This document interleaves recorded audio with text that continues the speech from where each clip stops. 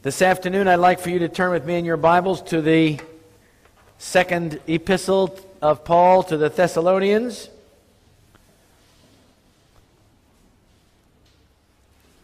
The second epistle of Paul to the Thessalonians, chapter 2, verse 3 and onward. Let no man deceive you by any means, for that day shall not come except there come a falling away first, and that man of sin be revealed, the son of perdition, who opposeth and exalteth himself above all that is called God, or that is worshipped, so that he as God sitteth in the temple of God, showing himself that he is God. He's self-deceived, as you can see. And then we come over to verse 7. For the mystery of iniquity doth already work. Only he who now letteth will let, until he be taken out of the way. Verse 8. And then shall that wicked be revealed, whom the Lord shall consume with the spirit of his mouth, and shall destroy with the brightness of his coming, even him whose coming is after the working of Satan, with all power and signs and lying wonders, and with all deceivableness of unrighteousness in them that perish, because they receive not the love of the truth, that they might be saved. And for this cause God shall send them strong delusion, that they should believe a lie, that they all might be damned who believe not the truth, but had pleasure in unrighteousness. My friends, this is a very serious and solemn statement, and we could spend quite a bit of time on studying this. Today I want to share with you it's a story that is it's found in the first volume of the the first volume of the Testimonies to the Church, concerning an experience that Ellen White and her husband had with the leading brethren in Battle Creek. And it's worth considering at this juncture in our history. It involves three specific dreams and a vision. I call this message the procession. It has lessons that are poignant for us, especially in light of trials we currently face and will pass through in the near future. I'm convinced that these four revelations were meant for both Ellen White and for us, to explain to her some things about the church she knew in her day, and to explain to us how God's faithful people will be viewed by their fellow church members as we approach and go through the time of trouble. In a sense, the dreams are prophetic. They reveal something about God's way of preparing us for the time of trouble, and they will tell us something about the purposes of God in allowing such difficulties to arise between brethren who should be working unitedly together. One of these dreams reveals the motivation that drives certain human elements in the last days, and the other reveals the divine purpose toward God's faithful commandment-keeping people in the very same events. The brethren in leadership at Battle Creek had become a little unhappy with Ellen because of her reproofs of their plans and attitudes from time to time. Because of their great love for souls and the closing work of God, Ellen White and her husband James had left Battle Creek to labor in parts of northern Michigan against the advice of the leaders in Battle Creek. James had experienced poor health, which kept them both confined at home for some time, and so they were eager to get out about the work of saving souls and building up the churches again.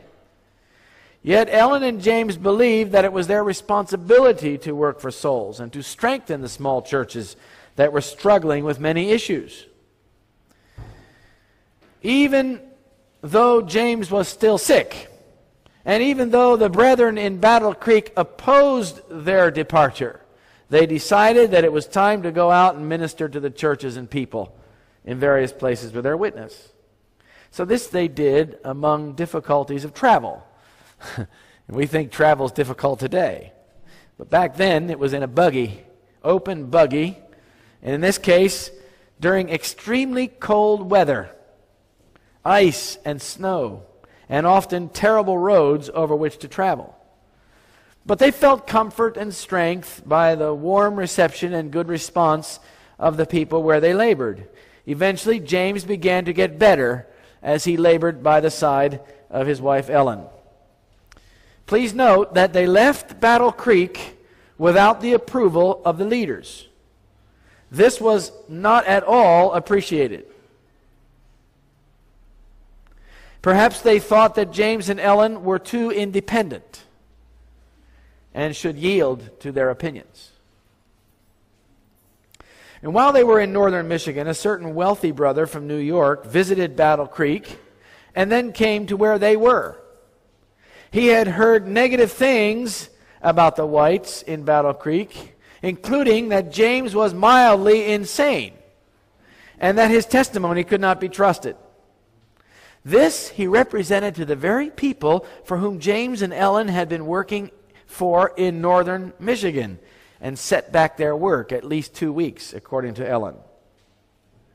Then he went back to Battle Creek and spread negative things about what they were doing up north, around to the various families that he visited, representing them in, as Ellen White put it, the most unfavorable light.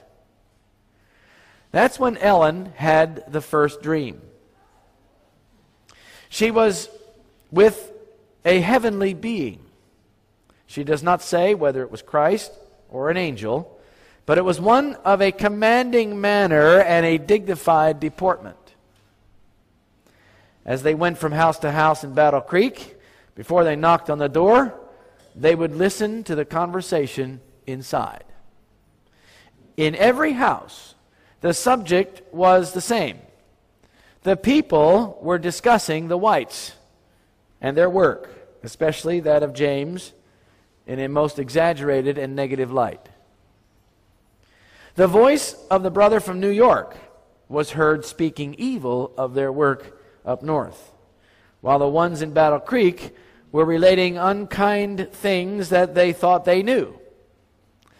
All of this potentiated the attitudes of the people in Battle Creek beyond reason. The divine being insisted that Ellen needed to hear these things even though they were painful. I want to point out that when there is negativity going on around you, your supposed friends will never tell you about it. They will not first come to you to determine if what they are hearing or what they believe is actually truth or based in fact. You will be treated unkindly and you will never know why. But everybody else will know and will be prejudiced against you because of it. Even if you ask some of those whom you believe are your friends, they will tell you that they cannot tell you who told them the negative things, because that would be betraying confidences. This, by the way, is a false concept of confidentiality. It is the responsibility of every Christian to be looking after his brother or sister. It is the responsibility of every Christian to help reconcile brethren and sisters, not just potentiate the problem. A true friend will arrange a way in which you can confront the ones who are spreading false rumors. Ellen White wrote, "The person with me," meaning the divine being, "repeated these words. If they would only engage in as readily and with as much earnestness and zeal in in conversation upon their Redeemer, dwelling upon His matchless charms, His disinterested benevolence, and His merciful forgiveness, His pitiful tenderness to the suffering, His forbearance and inexpressible love, how much more precious and valuable would be the fruits."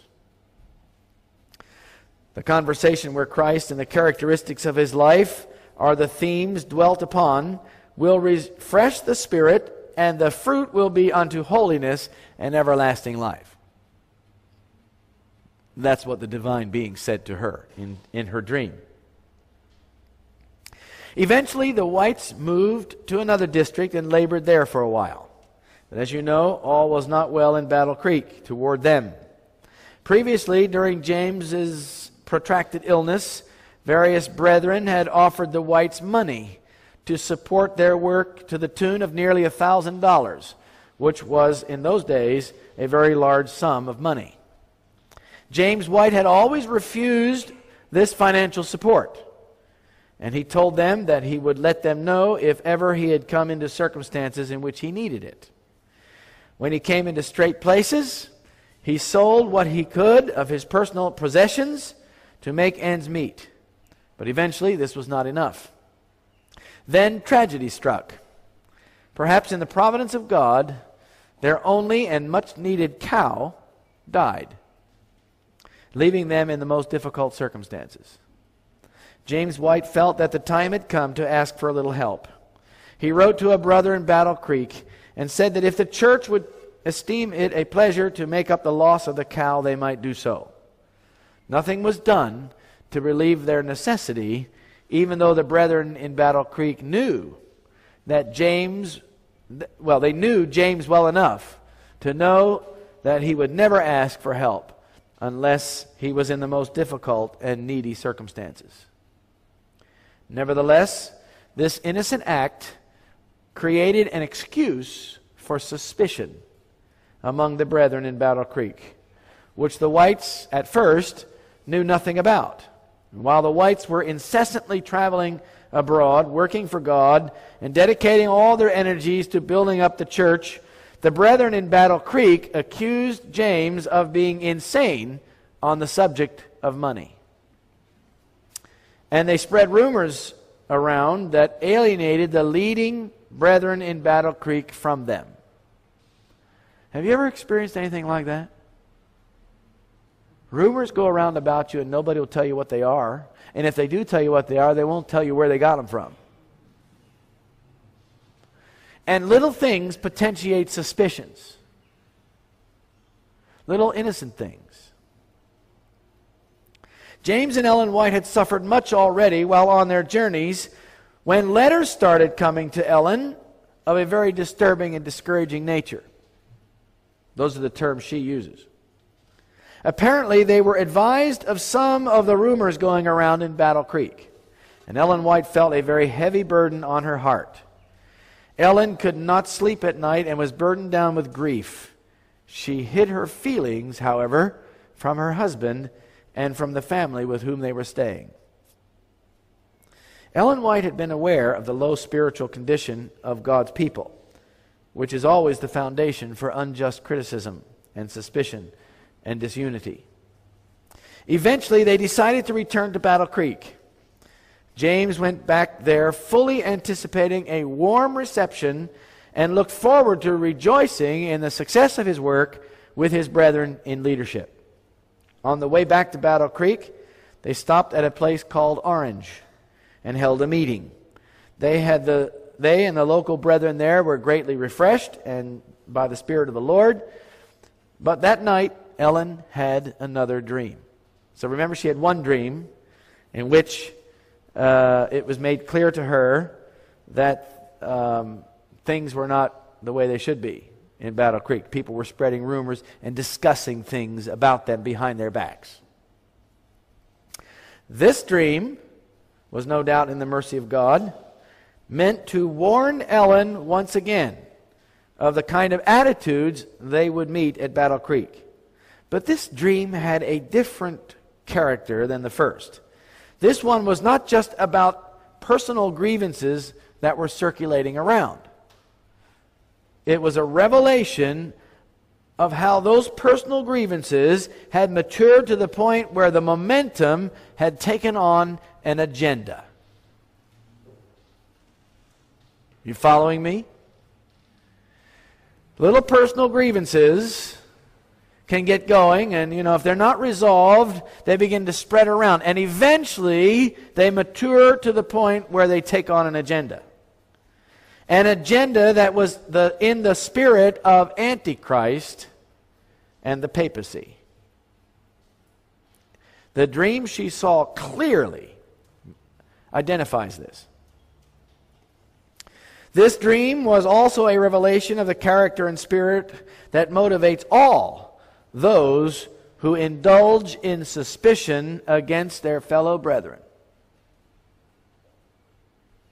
That's a warning to us, isn't it?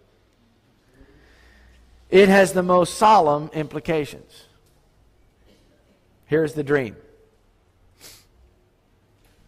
She said, I dreamed that I was in Battle Creek, looking out from the side glass at the door, and saw a company marching up to the house, 2 and 2. They looked stern and determined. I knew them well, and turned to open the parlor door to receive them, but thought I would look again. The scene was changed. The company now presented the appearance of a Catholic procession. One bore in his hand a cross, another a reed.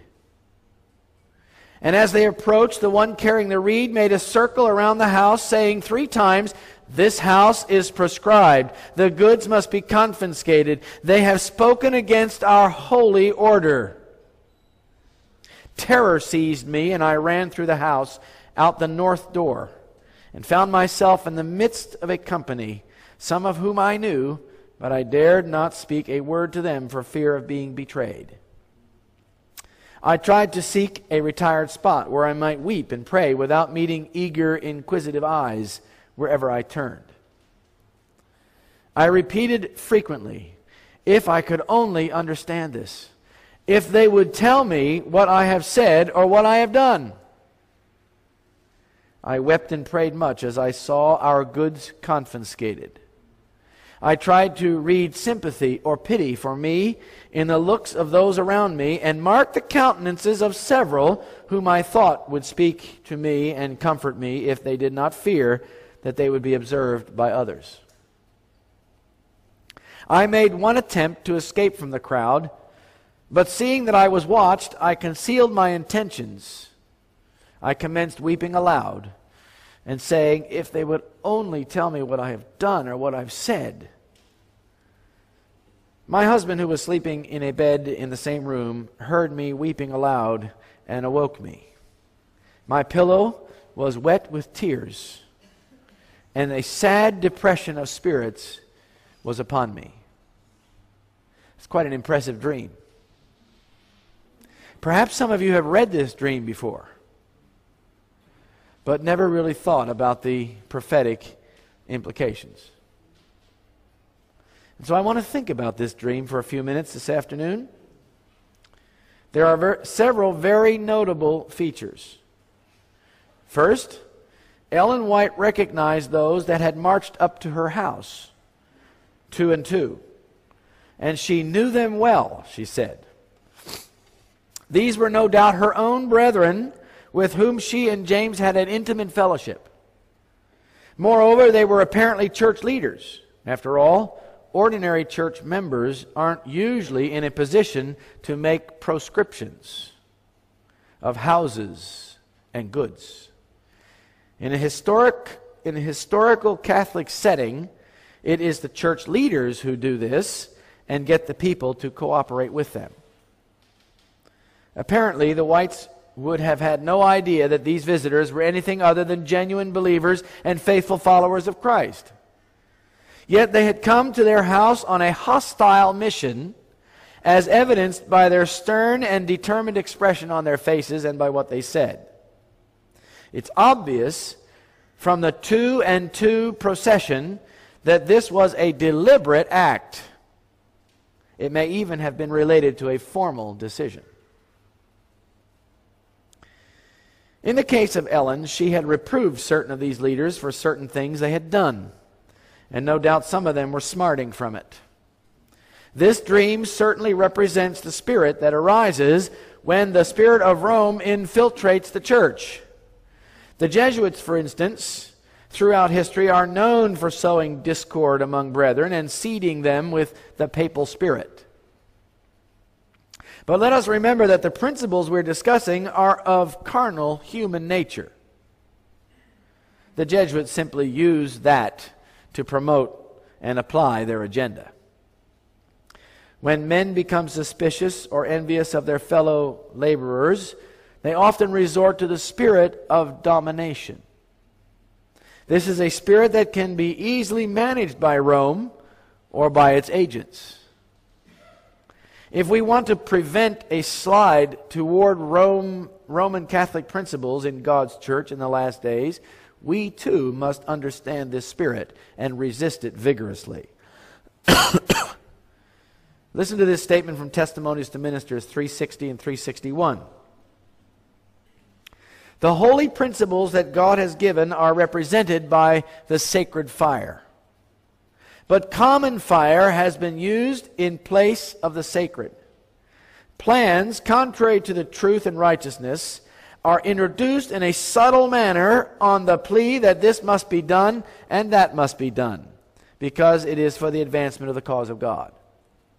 But it is the devising of men that leads to oppression, injustice, and wickedness. The cause of God is to be free from every taint of injustice. It can gain no advantage by robbing the members of the family of God of their individuality or their rights. All such practices are abhorrent to God. The high-handed power that has been developed, as though positions make men gods, makes me afraid and ought to cause fear. It is a curse wherever and by whomsoever it is exercised. This lording it over God's heritage will create such a disgust of men's jurisdiction that a state of insubordination will result. Do you think that's happened today? Some cases, perhaps. The people are learning that men in high positions of responsibility cannot be trusted to mold and fashion other men's minds and characters. The result will be the loss of confidence even in the management of faithful men. There's something else to notice about the dream. When Ellen looked the second time out the window, she saw what looked like a Catholic procession. I want to point out that in my experience, those that adopt negative and secretive attitudes will not easily change them. It takes almost superhuman effort to do so. And efforts to correct these things are met with more hostility and greater entrenchment. Here's what happened. James White went to the brethren who had these negative attitudes eventually and apologized for things that he believed he had done wrong, or that things about his nature that would be a stumbling block to them. But this only made them despise him. I'll read it to you. At a meeting with these brethren, James humbly confessed that he was wrong in several things of his nature, which he never should have done. This is Ellen White saying he should have never done that. And never would have done, but for fear of his brethren and a desire to be just right and in union with the church. So what did he do? He actually compromised himself. He apologized for things in his nature that he thought would be a stumbling block to them. This led those, she said, who were injuring him to apparently despise him. We were humbled into the very dust and distressed beyond expression, she said. You ever felt like that? Have you ever felt like the times when you try to make reconciliation with somebody else, it only makes them more angry and hostile and more bitter? In other words, James knew of nothing specific that he had done wrong and needed to confess. But he nevertheless apologized humbly for things in his nature that he imagined might be wrong, or that might be a stumbling block to his brethren. This led his brethren to despise him and gave them justification for their abuse of him. In turn, Ellen White said that he should never have done this. That is a very big lesson to all of us who might suffer some kind of oppression or persecution from our brethren. Obviously, confessing things that aren't necessary to confess is in fact a wrong strategy and will never bring others to see the supposed offender in a proper light. Note, however, the reason he did this was because he wanted to be in harmony with his brethren. And while it had the opposite effect, and though he had a good motivation, general confession of this type can never be the foundation of reconciliation. Often those that suspicion others have no foundation for their suspicions anyway. Therefore, confessing things unnecessarily only worsens the problem, and it gives further justification for their suspicions. There's another important point to understand about this dream.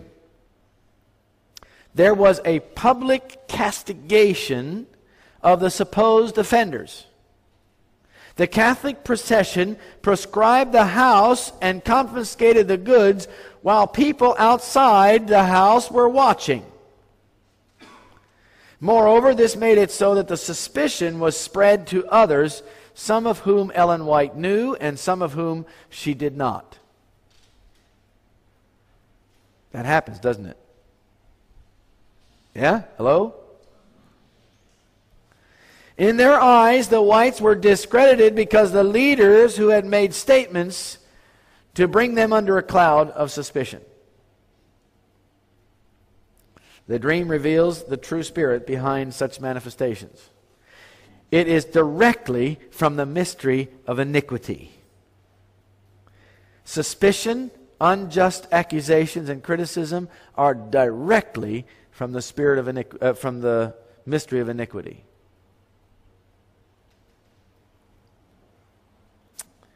It is also the spirit that motivates Rome. It is the rule or ruin principle. Since these leaders could not rule over James and Ellen White, they tried to ruin their reputation and their influence. How often does this happen today?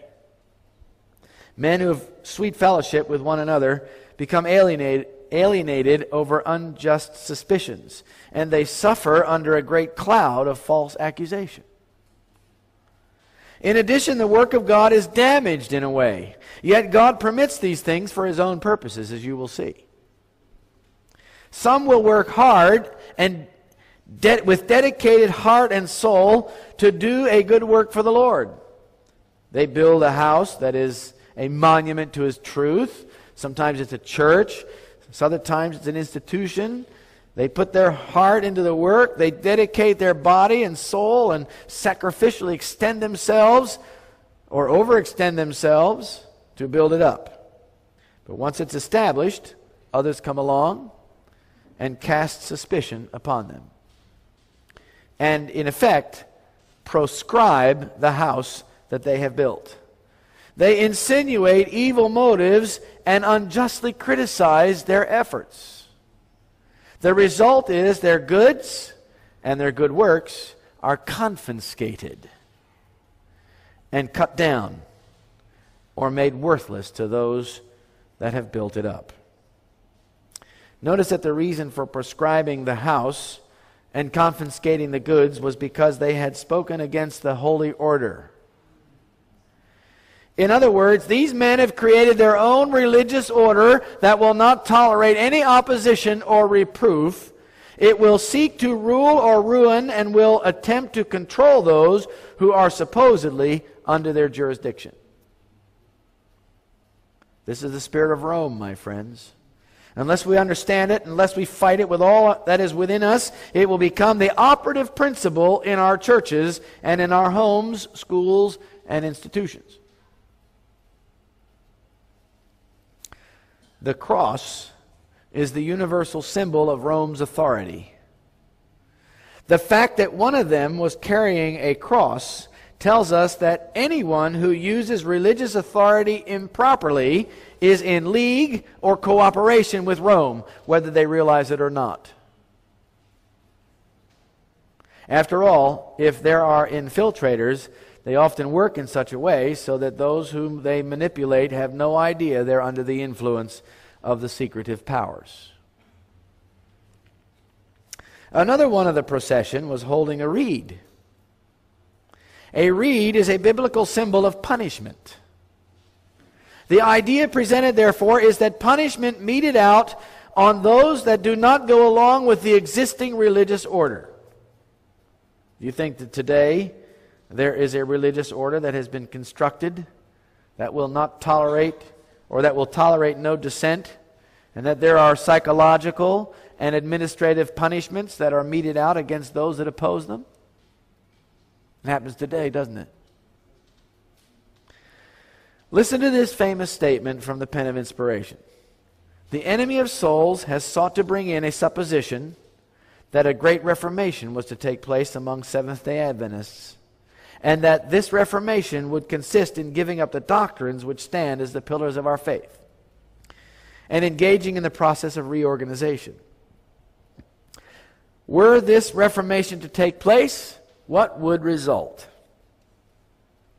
The principles of truth that God in His wisdom has given to the remnant church would be discarded.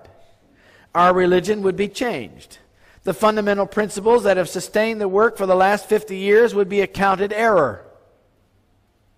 A new organization would be established. Books of a new order would be written. A system of intellectual philosophy would be introduced. The founders of the system would go into the cities and do a wonderful work.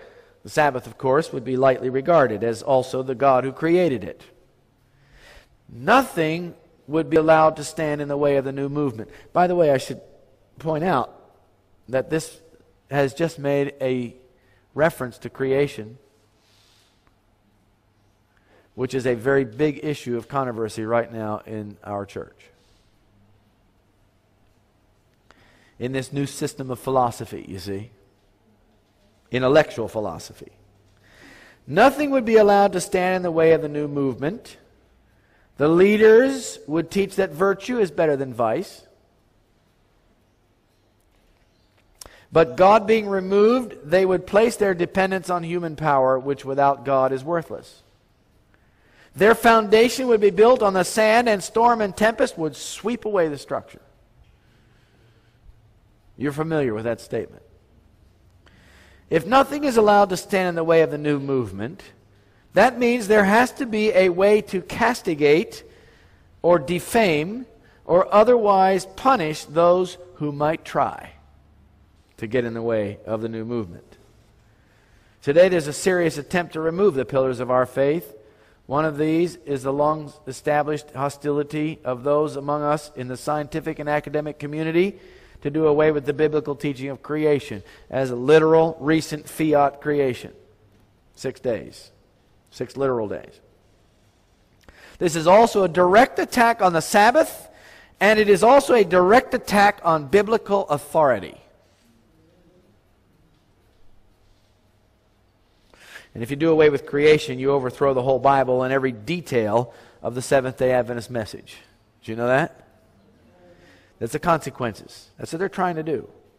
Many of those who have opposed these and other doctrinal and practical falsehoods, often promoted by the leaders themselves, have in effect spoken against their holy order, and are and will be treated in the way that is described in the dream, the procession. Just ask the concerned students at La Sierra University, for example. They were bullied, intimidated, threatened, and stonewalled. The ones that were concerned about the creation evolution issue, the teaching of evolution at La Sierra as the predominant system of philosophy and belief. Now, in the dream, the procession went around the house. They marked out the territory that was to be prescribed. Perhaps symbolically, this refers to the way in which policies are made so that those who hold to the truth and principles of righteousness are excluded from full participation in the church. Did you hear that? The procession, or at least one, the one with the reed, went around the house and marked out the prescription, the territory to be prescribed. Symbolically, this refers to the way in which policies are made so that those who uphold the truth and principles of righteousness are excluded from full participation in the church or in the entity, whatever it happens to be. These policies set the parameters so that anyone outside of them is considered to be an offshoot, an outcast, or at least not a full participating member of the church. You understand what I'm saying? Notice too that in the dream, Ellen went outside of the house, and the people that were there were also suspicious of her. She could not escape the bad feelings and the inquisitive eyes. You know, it's the eyes that reveal suspicion, and sometimes the words. She felt that if she tried to run away, she would be followed and not permitted to have her privacy. She wept as she said, "If they will only tell me what I have said or done." Presumably, she would apologize and change her actions. But the problem is that if she muted her voice of reproof or diminished the truth of God, she would then be an unfaithful servant of the Lord. This is the kind of situation that you get put in. If you mute your voice, then you're unfaithful to God. But if you don't mute your voice, you're being unfaithful to the church, so they say. The normal way in which this goes is that no matter what you do to try and alleviate the personal angst or sanctimonious hostility, it does not go away. Once there has been a determination made that you are not accepted or not to be accepted, you can never overcome the stigma unless you completely abdicate your convictions of the truth you love and uphold. If you compromise on one point, they'll pressure you and compromise on another and another until you have given up all. Even if you have been in a position of responsibility, that doesn't matter. They will bide their time until they can get enough momentum to remove you from office. Listen to this powerful statement about those who start up a work and have borne the burden in the heat of a day. It is from a statement written by Ellen White in 1902. For years, a lack of wisdom has been shown in dealing with men who take up and carry forward the Lord's work in difficult places. Often these men labor far beyond their strength. They have little money to invest in the advancement of the work, and they are obliged to sacrifice in order to carry the work forward. They work for small wages, and they practice strictest economy. They make appeals to the people for means, and they set an example of liberality. They give God the praise for what is done, realizing that He's the author and finisher of their faith, and that it is by His power that they are enabled to progress. Sometimes after these workers have borne the burden in the heat of the day, and by patient, persevering effort have established a school or a sanitarium or some other interest in the advancement of the work, the decision is made by their brethren that some other man might be able to do better, and therefore that he is to take charge of the work that they have been doing. In some cases, the decision is made without giving due consideration to the credit to those who have borne the disagreeable part of the work, and who have labored and prayed and striven, putting into their labor all their strength and energy, and have not failed to, or become discouraged. God is not pleased with this way of dealing with workers. He calls upon His people to hold up the hands of those who build up the work in new and difficult places, speaking to them words of cheer and encouragement. While the workers were straining every nerve to raise means to help them over an emergency, some of their brethren were standing by, criticizing and surmising evil, and put into a prejudicial construction on the motives of the heavily burdened laborers, and making their work more difficult. Blinded by selfishness, these fault-finders did not discern that their brethren are sufficiently afflicted without the censure of the men who have not borne heavy burdens and responsibilities. Disappointment is a great trial, but Christian love can turn the defeat to victory. Reverses will teach caution, We learn by the things we suffer. Thus we gain our experience. There are those who are premature in their desire to reform things that to them appear to be faulty. They think they should be chosen to take the place of those who have made mistakes. They undervalue what these workers have done, while others are looking on and criticizing. And by their actions they say, I can do great things. I can carry forward the work successfully. To those who think they know so well how to avoid mistakes, I am instructed to say, judge not, that ye be not judged. You might avoid mistakes in one point, but in other things you would make grave blunders which would be difficult to remedy, and which would bring confusion into the work. These mistakes might do more harm than the mistakes your brethren have made. Have you ever been in a church situation where you're criticized by your fellow church members? You try to do something and they criticize, and which discourages you and leads you to perhaps even stop the work? I know many, many, many people who have been in that situation. Unjust criticism stifles the church and its mission. The instruction given to me is that the men who lay the foundation of a work and who, in the face of prejudice, fight their way forward are not to be placed in an unfavorable light.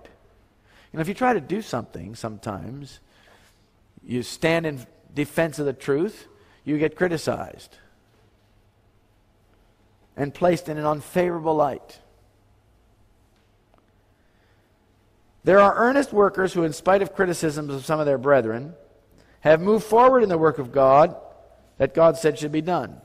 Should they now be removed from a position of responsibility, an impression would be made that would be most unjust to them and unfavorable to the work, because the changes made would be looked upon as justification of the unjust criticisms made and the prejudice existing. The Lord desires that no move shall be made which would do injustice to those who have labored long and earnestly to build up the work given them. Friends, if God gives you a work to do, you've got to cease your dependence on man for your inspiration, for your motivation.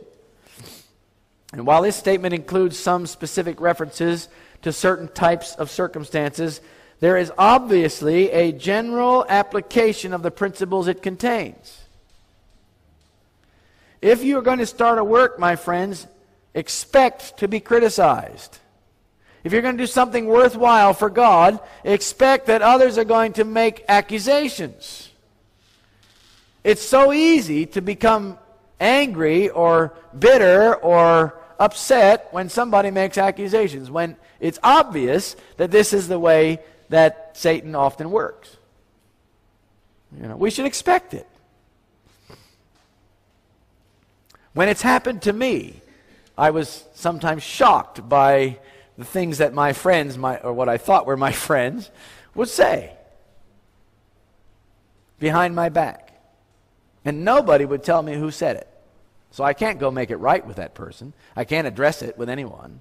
And I know from experience how it feels when there are those who stand in unjust criticism of a work that you try to do. Expect it. It goes with the territory if you're going to be a faithful worker for the Lord.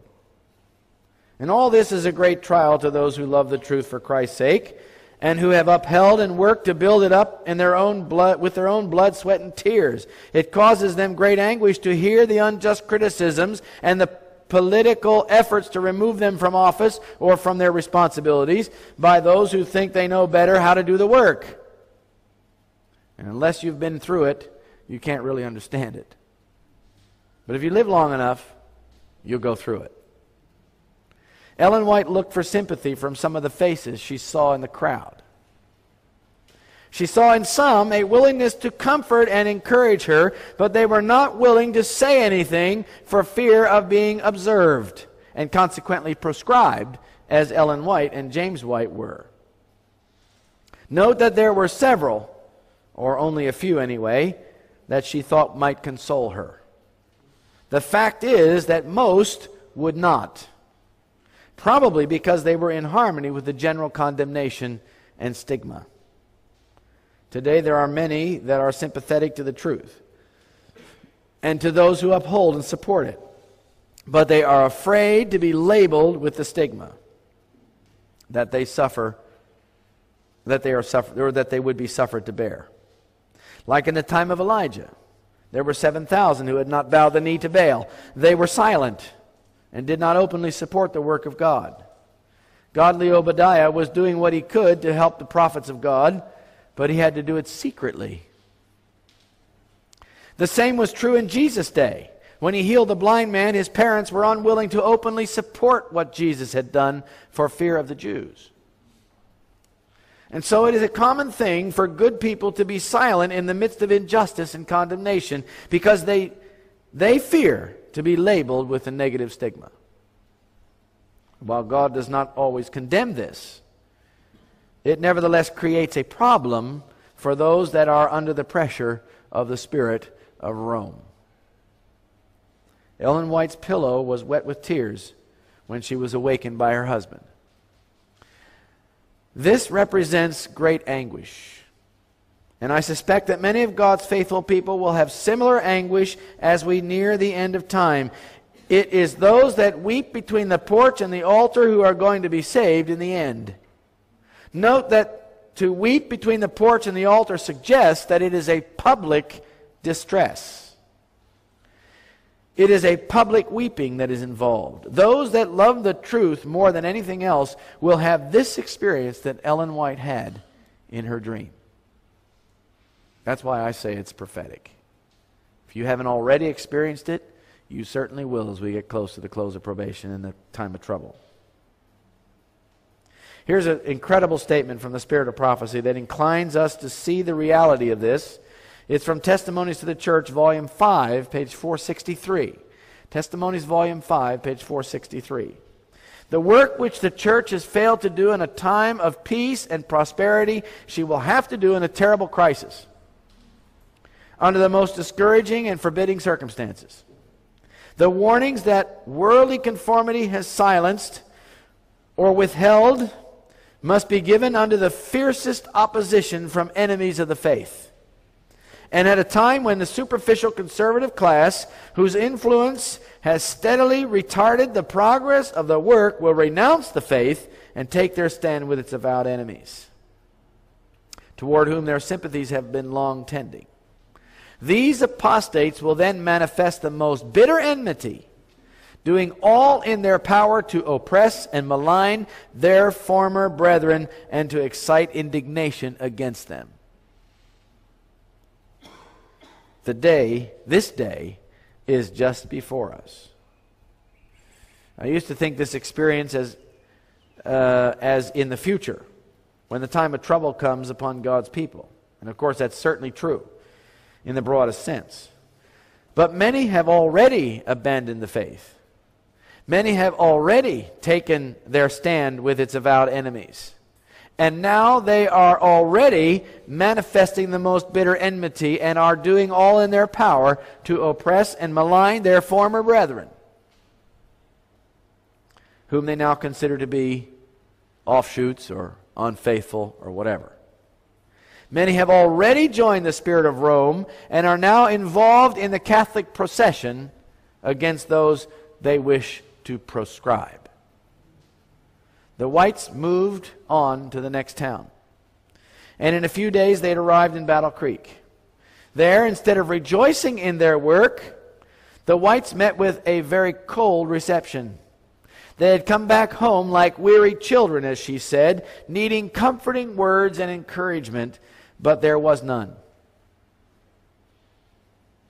The first night, Ellen White had another dream, where sisters who had been helping her fix her hair and adjusting her dress, a symbol of her reputation, but when she fell asleep, they took off her clothes and replaced them with old rags, pieces of bed quilts, knotted and sewed together.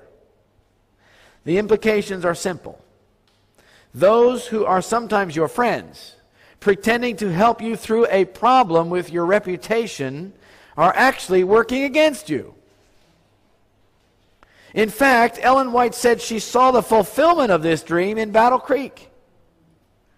They had to meet the ugly rumors. In fact, there had been letters written all over Michigan disparaging their work, raising questions and giving insinuations against the whites. There was considerable angst about the same things that Ellen White had spoken about at the church at Battle Creek, as if she had spoken against them. They felt that she was against the church. The third dream showed that there were supposed friends who were actually enemies. All of this was in God's providence. It is for a very important reason. When you are dealt with unjustly, when you are criticized behind your back for the things that you do or don't do, when other fellow church members are doing them all the time, when you are trying to do a work and others are trying to tear it down, God is allowing this in His providence for a very important reason. In the midst of all this anguish and struggle, Ellen White remembered a portion of another vision that she had been given more than a year earlier. Here is the vision in her own words. As I was thus thinking, a portion of the vision given me in Rochester, December 25, 1865, came like a flash of lightning to my mind, and I immediately related it to my husband. I was shown a cluster of trees, standing near together, forming a circle. Running up over these trees was a vine which covered them at the top and rested upon them, forming an arbor. Soon I saw the trees swaying to and fro as though moved by a powerful wind. One branch after another of the vine was shaken from its support until the vine was shaken loose from the trees except for a few tendrils, which were left clinging to the lower branches.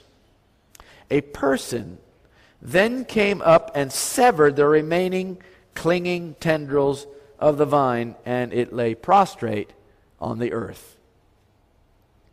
The distress and anguish of my mind as I saw the vine lying on the ground was beyond description. Many passed and looked pityingly upon it, and I waited anxiously for a friendly hand to raise it, but no help was offered. I inquired why no hand raised the vine. Presently, I saw an angel come to the apparently deserted vine. He spread out his arms, placed them beneath the vine, and raised it up so that it stood upright, saying, "Stand toward heaven, and let thy tendrils entwine about God. Thou art shaken from human support. Thou canst stand in the strength of God and flourish without it. Lean upon God alone, and thou shalt never lean in vain or be shaken therefrom." I felt inexpressible relief, amounting to joy, as I saw the neglected vine cared for. I turned to the angel and inquired what these things meant. Said he, "Thou art this vine. All this thou wilt experience, and then when these things occur, thou shalt fully understand the figure of the vine. God will be to thee a present help in time of trouble." Can you relate to these three dreams in a vision?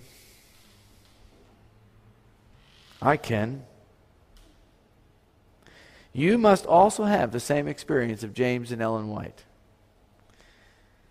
that they had in the days of their ministry.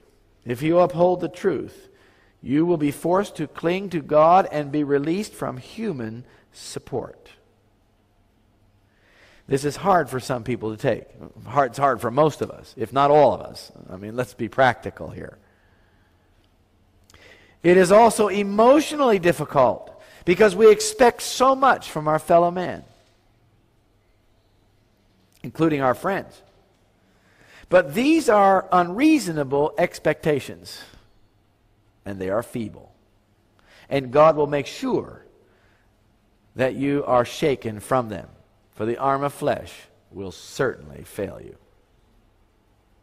Trials and difficulties are for your own good, to separate you from the dependence on human power and support, and place your hand in the hand of God. May God bless you, my friends, and keep you faithful. Trust in God. You have a responsibility. That responsibility is to witness your faith to others, regardless of what other church members think about you, no matter what they say about you, no matter how they might criticize you or even suspicion you. Your job is to carry on God's work. And if you're in a position of responsibility in the church, you have especially been given the responsibility to uphold the truth. But that may bring you into a position where there are those who despise you because of it, and they'll find things they can to criticize you, or cast you out, or reject you, or in some way make your life miserable. These things are as God would have them. Therefore, our own good, so that we may learn to trust in God instead of our human friends and family and church members and anyone else. So God bless you, my friends.